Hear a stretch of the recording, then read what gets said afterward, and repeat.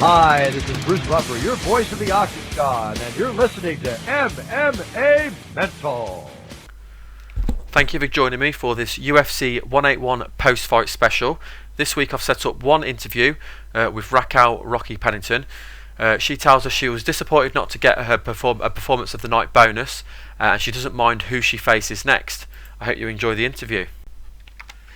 I'm now joined by Raquel Pennington, who's coming off of an impressive victory, beating Ashley Evans-Smith via technical submission with a bulldog choke, which we haven't seen very often in the UFC. At UFC 181, taking a record to 5-4 and a UFC record to 2-1. Raquel, thank you very much for joining me. Yeah, thanks for having me. My pleasure. Congratulations as well on your biggest UFC win so far. Hey, I appreciate it. It feels pretty good. It was a hell of a fight. We'll get into that now. You were due to face Holly Holm. How did the change of opponent affect your training? It was kind of a little disappointing, just because, Holly's a girl with a huge hype train, and, I don't think she's ever had a true test before, and so to prepare for somebody like Holly, a stand-up fighter, and a southpaw at that, just to do all that preparing that I was doing and bringing in training partners left and right for that, so all of a sudden going to a wrestler and somebody different back to an orthodox fighter, it got a little frustrating, but that's a sport for you. It constantly throws curveballs at you, and you just kind of got to adapt to it. So, for a few days there, I did get a little frustrated, and I felt like I might have lost a little bit of focus, but then my coach was like, just take some time off for group, get a couple days to yourself, and then we'll get back at it, and that's exactly what happened, so. Now, this was Ashley Evans-Smith. This was her UFC debut. So what did you know about her going into the fight? I followed Ashley's career since she was an amateur. I've pretty much seen all of her fights and everything, and I know that she's into her wrestling. And then I watched her fight with Fallon Fox and stuff. So, I know that she's a chick that brings a fight, and she's a brawler and stuff. I guess that's any girl, really. We all bring it to the cage, I would have to say. So I kind of just went on with my everyday training that I always do. I'm constantly preparing in every aspect of the sport for MMA. So I just went training, had a bunch of different training partners to go against me and bring a bunch of different styles. When you get in that cage, you never know what's going to happen, so it's kind of hard to completely prepare exactly for what you think may happen. It's like you touched on it before with your original opponent. This was the biggest change in this, of course, was the style of fight. And you've gone from somebody who was going to stand and trade with you to somebody who's going to look to wrestle. So how concerned were you with her wrestling? I wasn't very concerned. A lot of people have me categorized as this huge brawler, a heavy striker, and whatnot. But I think a lot of people don't realize that I actually have a phenomenal ground game, and I'm actually very comfortable on the ground. I have good wrestling, and since I've been in the UFC and since I went pro, I have yet to show my overall game. So a lot of people just keep seeing a little bit more at a time in each fight. Now, Evans-Smith did manage a takedown early in the fight.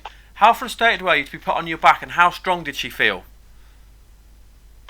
I wasn't frustrated with it. I was frustrated with myself in the fight because my whole training camp, nobody can keep me up against the cage, and it was just like, with Ashley, she put me up against the cage, and I just didn't have that urgency that I've had in my training camp to stay off of the cage and do things.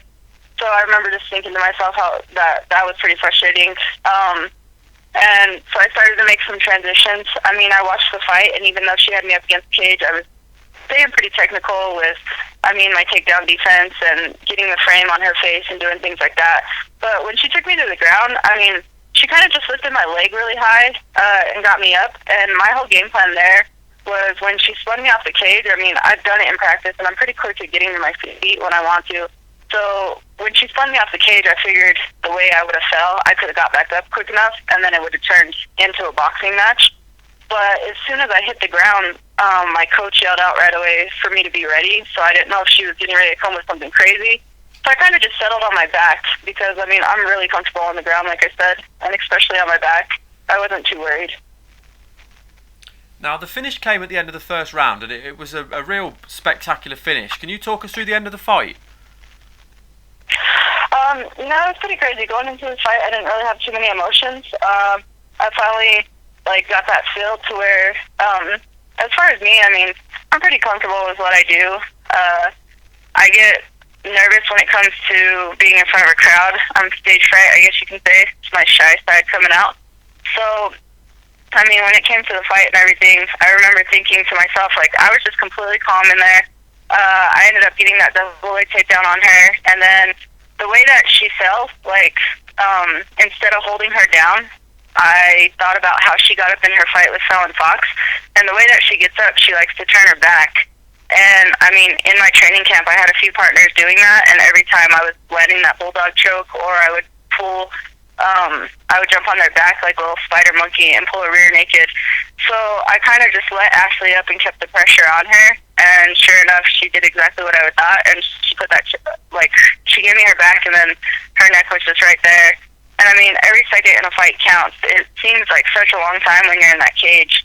So anything can happen, and I just knew, especially with the gash on my forehead, that I really had to do something. I didn't want to let the doctor see it or whatever it may be. So I put everything I had into it, grabbed that choke, and just went full force. The choke was on tight pretty quick. I was obviously watching the fight on telly like a lot of people were, and she was out a good few seconds before the bell rang. She just went limp. Were you surprised the referee didn't stop it a little bit sooner? It was pretty close to the bell ringing, so it was kind of expected that the ref would kind of wait until the bell went in that short period of time.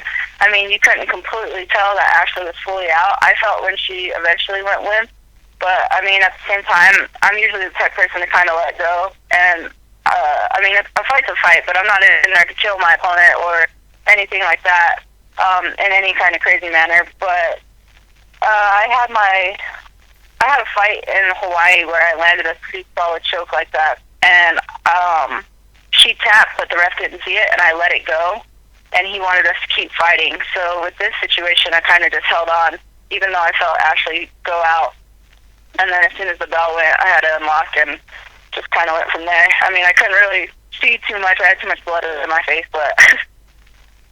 Yeah, she was definitely out a few seconds before, and even when you released the hold, she kind of flopped down to the mat, and the ref still didn't kind of wave it off. There was still a bit of a gap before he waved off, and then when he'd waved off, then you realised you'd got the win. Now I looked at a bit at the odds before, and even though this was your third UFC fight, you were still a bit of an underdog going into the fight. So how did it feel to win in such an exciting fashion? It felt pretty good. Ever since I turned pro, I kind of have wore myself out with my career, and I kind of lost that passion.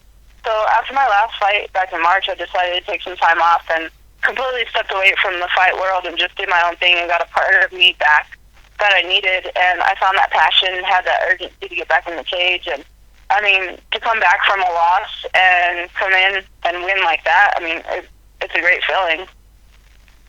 I've personally felt that your finish was worthy of a performance of the night bonus. Were you disappointed not to get it? I would have to definitely agree with you. I was pretty disappointed. It was pretty impressive. Like you said, it's not a choke that you see all the time. And, it was at the last second of the fight. So I was pretty sure that I might have landed something awesome there. But, it is what it is. And, it's not always about the money for me. I just enjoy what I do. And, inspiring people, whatever it may be, reaching out to people. And just having fun with what I do is what's more important to me. How did you feel after the fight? Have you got any injuries? And ideally, when would you like to get back into the octagon?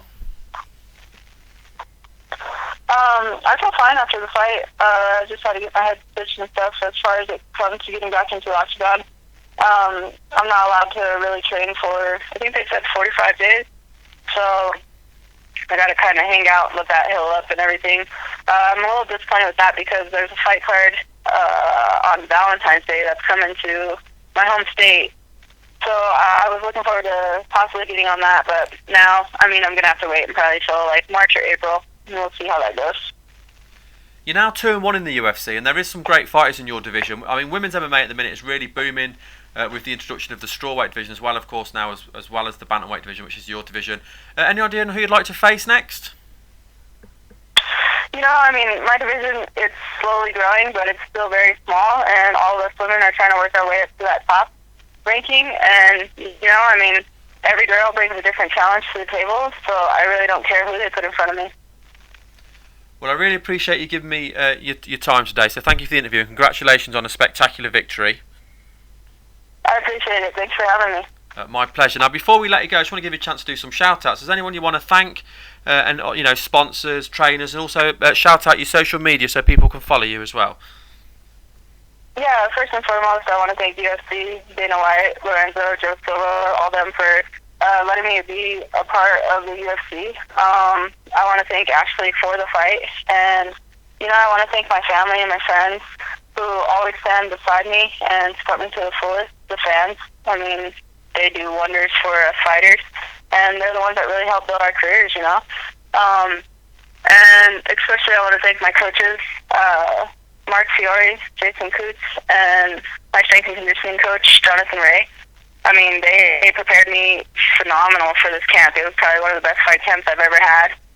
And as far as my sponsors, I want to thank Constance Woods Massage Therapy, Dr. Tiffany Graham, and Dr. Barron with Maximize Living, New Canvas Tattoo Removal,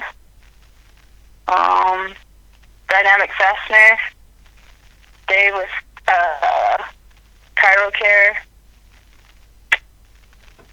and I can't really think too much right now, but everybody else that I pretty much forgot. And what's your social media as well so people can follow you? Yeah, everybody can follow me on Twitter at Rocky P MMA, Instagram at Raquel _Pennington, or on Facebook, my fan page is Raquel Rocky Pennington. Well, I can't wait to see you step back into the cage again, Raquel. Thank you, I appreciate it. Thank you for listening to this week's show. I hope you enjoyed the interview with Raquel Rocky Pennington.